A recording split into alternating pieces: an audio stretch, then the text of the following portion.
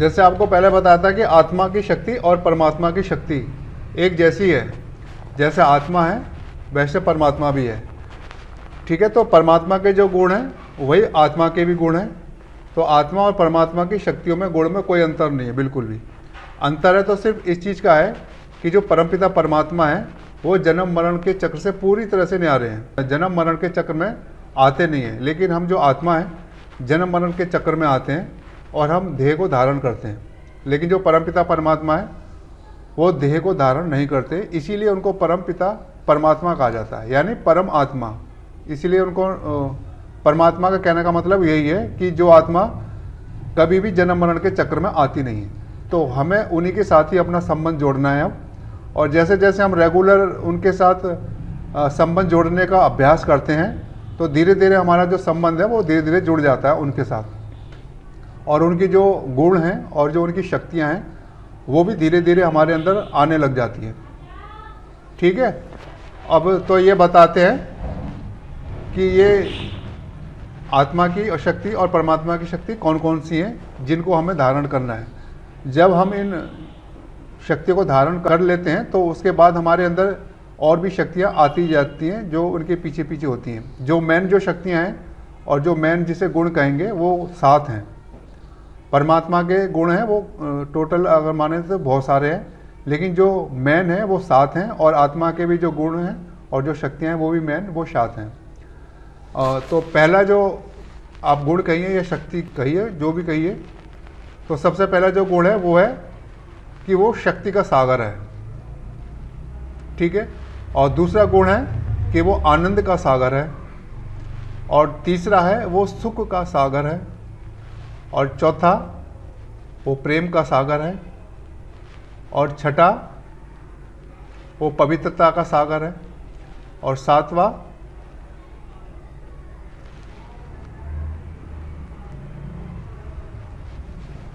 वो ज्ञान का सागर है,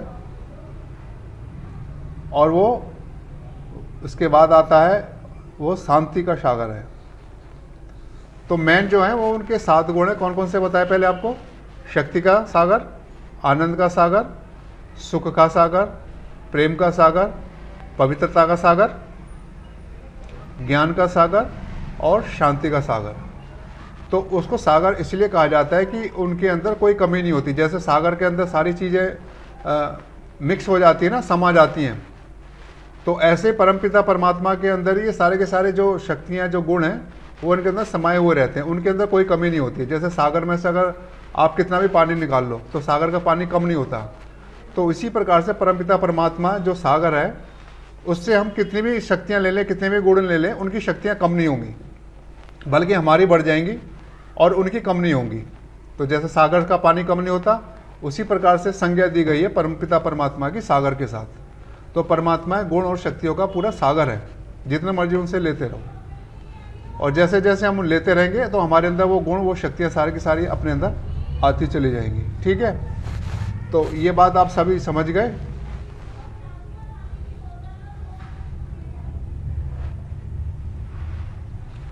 तो अब हम बताते हैं, अब ये जो शक्तियाँ आपको समझ में आ गई।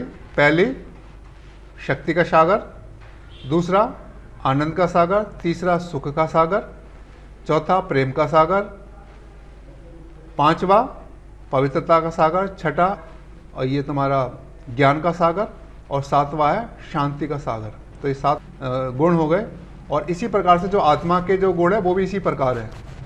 तो आत्मा और परमात्मा में थोड़ा सा फर्क रहता है बस। तो जो गुण आत्मा के वही परमात्मा के। तो आत्मा के क्या क्या गुण माने जाएंगे? जो गुण परमात्मा के वो आत्मा के हैं।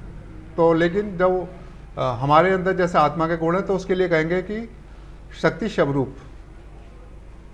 हम आत्मा को कहेंगे शक्ति स्वरूप, शक्ति का सागर नहीं कहेंगे, हमको कहेंगे शक्ति स्वरूप।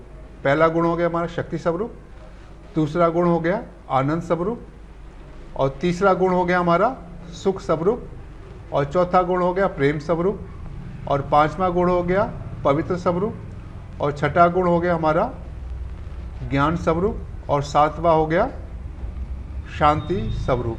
तो आत्मा और परमात्मा के ये 7 गुण हैं, और इन्हीं गुणों को हमें मेन धारण करना है। जैसे हम इन गुणों को धारण कर लेते हैं तो बाकी जो भी हमारे गुण हैं, शक्तियाँ हैं, वो अपने आप ही आते चले जाते हैं, क्योंकि और भी गुण और शक्तियाँ हैं वो इन्हीं के आधार पर हैं, इन्हीं के पीछे पीछे हैं। जैसे ही शक्तियाँ गुण आते हैं तो बाकी चीज़ें भी हमारे अंदर आती चली जाती है अपने आप ही।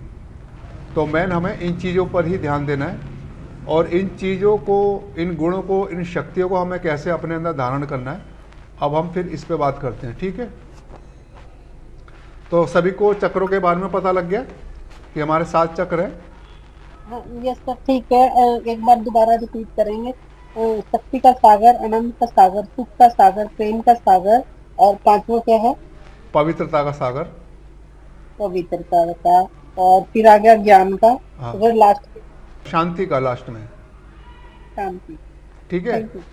हाँ, तो वीडियो में डाल दूंगा इसको, आप दोबारा इसको रिपीट बाद में भी आप इसको सुन सकते हैं। ठीक है, और जैसे आत्मा के वैसे परमात्मा के सेम है, कोई ज़्यादा इसमें अंतर नहीं है। ठीक, अब जैसे आपको 7 चक्रों के बारे में जानकारी है ना, सभी को मालूम है? हाँ जी, हाँ जी। ठीक है, अब हम इन चक्रों पे जो काम करते हैं, तो हमारे चक्र कितने? 7 हैं। 7 हमारे मेन चक्र हैं, बाकी चक्र तो बहुत सारे हैं हमारे शरीर के अंदर, लेकिन मेन चक्र हमारे 7 ही हैं, जिनसे हमारी एनर्जी प्रोड्यूस होती है, जिससे हमारी एनर्जी निकलती है। ठीक है, इतनी बात आप सबको समझ में आ गई थी? इसमें तो कोई डाउट नहीं आपको? चलिए, अब क्या है, अब इन शक्तियों को हम अपने चक्रों से अपना संबंध जोड़ते हैं। अब इनका संबंध हम किस प्रकार से जोड़ेंगे? तो जैसे हमारा जो मूलाधार चक्र होता है, तो मूलाधार चक्र के अंदर कौन सी शक्ति होती है? वो होती है शक्ति की, कि हम, हमारा जो स्वरूप है वो शक्ति स्वरूप है, तो मूलाधार के अंदर भी हमारा शक्ति का स्वरूप होता है। तो हमें अपने मूलाधार चक्र पे ध्यान लगाना है, तो ये भी हम महसूस कर सकते हैं कि हम शक्ति स्वरूप हैं। ठीक है, फिर हम थोड़ा और ऊपर आगे बढ़ते हैं, तो हमारा दूसरा चक्र आता है स्वादिष्टान चक्र। ठीक है, तो स्वादिष्टान चक्र है, तो स्वादिष्टान चक्र के अंदर जो गुण है वो है आनंद स्वरूप का। फिर और आगे बढ़ते हैं, फिर आता है मणिपुर चक्र। तो मणिपुर चक्र पे जो गुण है वो है सुख स्वरूप का। फिर आगे बढ़ते हैं, फिर आता है अनाहत चक्र, यानी हार्ट चक्र। तो हार्ट चक्र पे जो गुण है हमारा, वो है हमारा प्रेम स्वरूप। ठीक है, इसके बाद फिर और ऊपर चढ़ते हैं, फिर हम थ्रोट चक्र पर आते हैं, विशुद्धि चक्र पर। तो विशुद्धि चक्र पे जो हमारा गुण है वो है हमारा पवित्र स्वरूप। और आगे ऊपर चढ़ते हैं, आगे चक्र पर आ जाते हैं, थर्ड आई पर। तो यहाँ पर हमारा जो गुण है वो है ज्ञान स्वरूप का। फिर और ऊपर आगे बढ़ते हैं सहस्त्रार चक्र पर, तो ये हमारा शांति स्वरूप का गुण। यहाँ पर हमें इन चक्र पर जब हम जाते हैं तो हमें ये, इन गुणों की हमें प्राप्ति होती है।